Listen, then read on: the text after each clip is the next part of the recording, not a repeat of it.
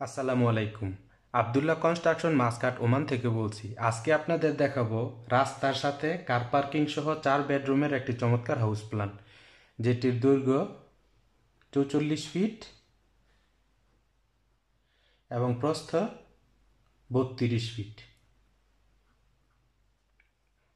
ভিডিওটি যাতে দীর্ঘ না হয় তাই আমি আগেই রাফলি ড্রয়িং করে রেখেছি। আমরা যদি টোটাল স্কোয়ার ফিট হিসাব করি তাহলে আসে 32 × 44 ফিট আসে 1408 স্কোয়ার ফিট। আর আমরা যদি শতাংশ, শতক অথবা ডেসিমেলের হিসাব করি তাহলে আসে 3.2 শতাংশ অথবা ডেসিমেল।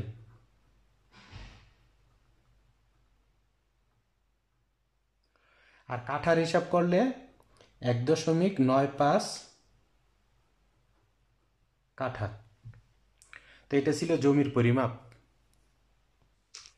এখন আমি ইনার এবং আউটার ওয়ালগুলি মার্ক করে দিচ্ছি।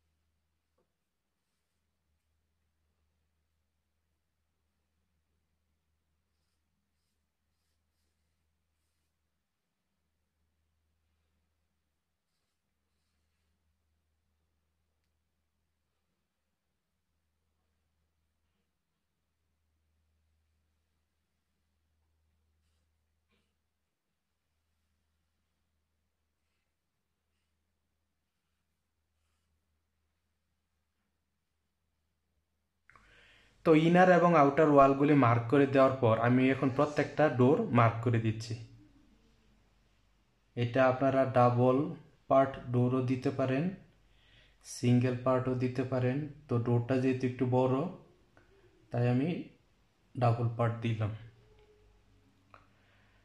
তারপরে এটা বেডরুম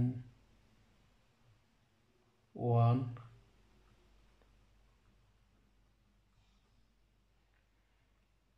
এটা বারান্দা ডোর। বারান্দা ডোরটা ভিতরে দিতে পারেন, বাহিরেও দিতে পারেন, কিন্তু আমি সাজেস্ট করব গ্রাউন্ড ফ্লোর মানে নিচতলা এবং দ্বিতীয় তলা ভিতরে দেওয়ার জন্য। তারপরে এটা অ্যাটাচ টয়লেট ডোর।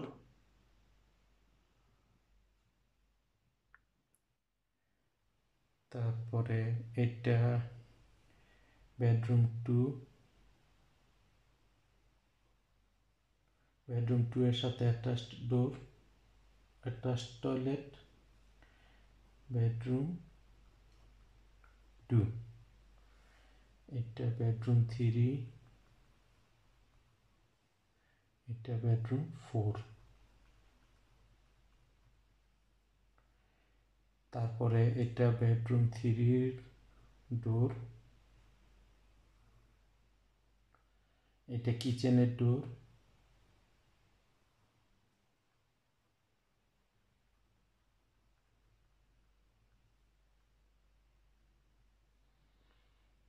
এটা বেডরুম 4 এর ডোর, বেডরুম 4 এর সাথে অ্যাটাচ টয়লেট আছে, এটা অ্যাটাচ টয়লেট ডোর। তারপরে এই বেডরুম 3-তে কোনো অ্যাটাচ টয়লেট নাই, প্লাস বাইরে থেকে যদি কোনো গেস্ট আসে তাহলে এই টয়লেটটা ইউজ করতে পারবে, এটা কমন টয়লেট।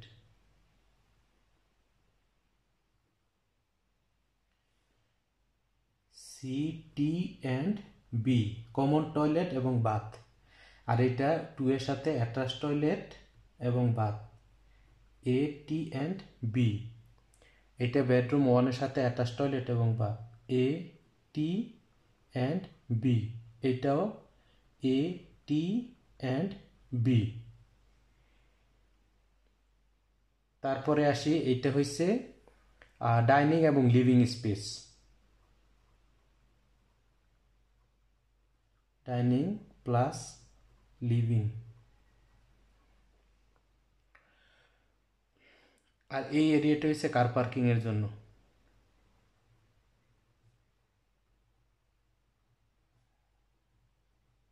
কার পার্কিং। তো আমরা এখন প্রত্যেকটা এরিয়ার মেজারমেন্ট দেখব। শুরুতে স্টেয়ারকেসের, এটা স্টেয়ারকেসের এন্ট্রি। তো স্টেয়ারকেসের মেজারমেন্ট 7 ফিট বাই 16 ফিট। তারপর এই যে এখান দিয়ে ভিতরে ঢুকে ডাইনিং এবং লিভিং স্পেস পাবেন। তো এই স্টেয়ারকেসের আপ সাইডটা একটু দেখিয়ে দিই, এটা আপ এবং হাইলাইটও করে দিচ্ছি।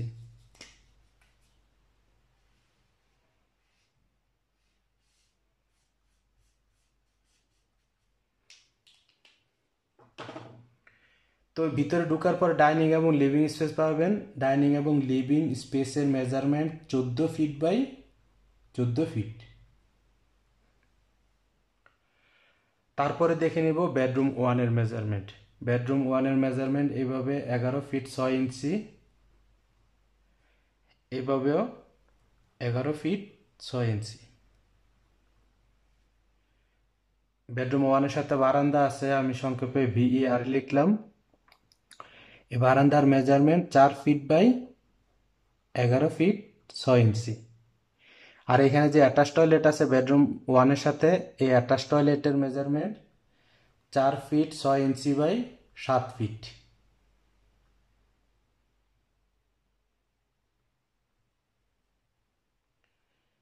এটা 14 ফিট 6 ইঞ্চি।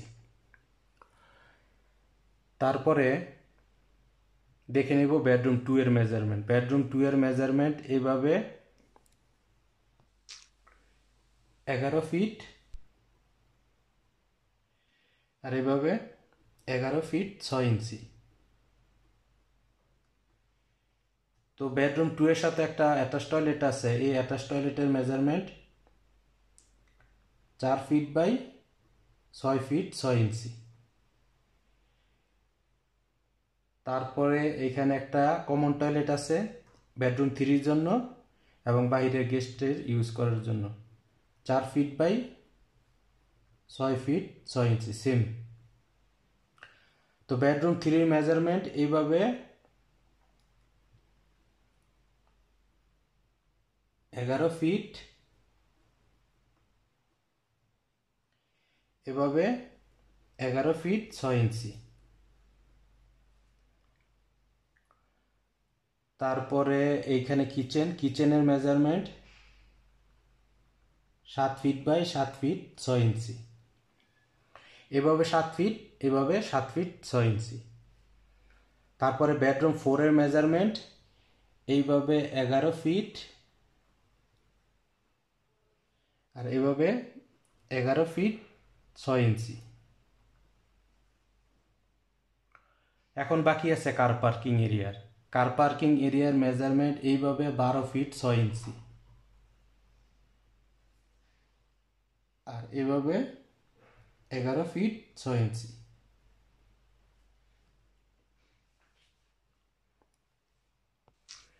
তো এখন আমি একটু প্রত্যেকটা এরিয়া হাইলাইট করে দিচ্ছি। যেমন এটা এন্ট্রি, এটা বেডরুম 1, বেডরুম 1 এর সাথে বারান্দা আছে এবং অ্যাটাচ টয়লেট। এইটা বেডরুম 2, টয়লেট। তারপরে এটা বেডরুম 3, বেডরুম 3 এর সাথে কোনো অ্যাটাচ টয়লেট নাই, কমন টয়লেট। তারপরে এটা কিচেন, বেডরুম 4, বেডরুম 4 এর সাথে অ্যাটাচ টয়লেট আছে। তো এইখানে বড় একটা ডাইনিং এবং লিভিং স্পেস আছে। এটা দৈর্ঘ্য, এটা প্রস্থ, এটা স্কোয়ার ফিটের মাপ, এটা শতাংশ, শতক, ডেসিমেলের মাপ এবং এটা কাঠার মাপ।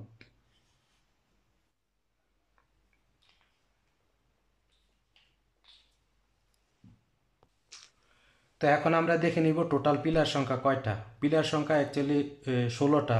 আমি পিলারগুলি দেখিয়ে দিচ্ছি।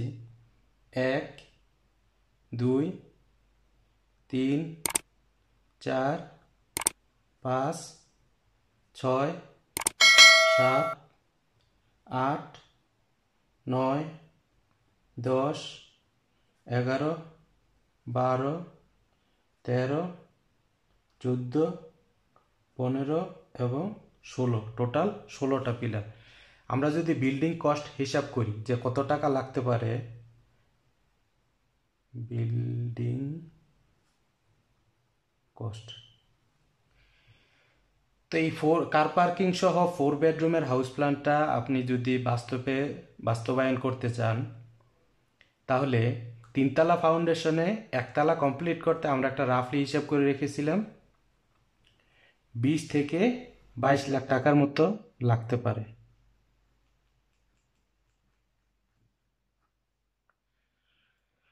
তো আজকের এই 4 বেডরুম হাউস প্ল্যানটা কেমন লাগলো তা কমেন্টে জানিয়ে দিন, এবং আপনি কত ফুট বাই কত ফুট জায়গার মধ্যে আপনার হাউস প্ল্যানটি দেখতে চান সেটিও জানিয়ে দিন। একটি লাইক দিয়ে চ্যানেলটি সাবস্ক্রাইব করে বেল আইকনটি প্রেস করে রাখুন, যাতে নতুন কোনো ভিডিও আপলোড করার সাথে সাথেই পেতে পারেন।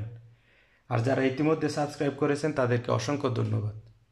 তো এতক্ষণ সাথে থাকার জন্য অনেক ধন্যবাদ। দেখা হবে আগামী পর্বে ইনশাআল্লাহ।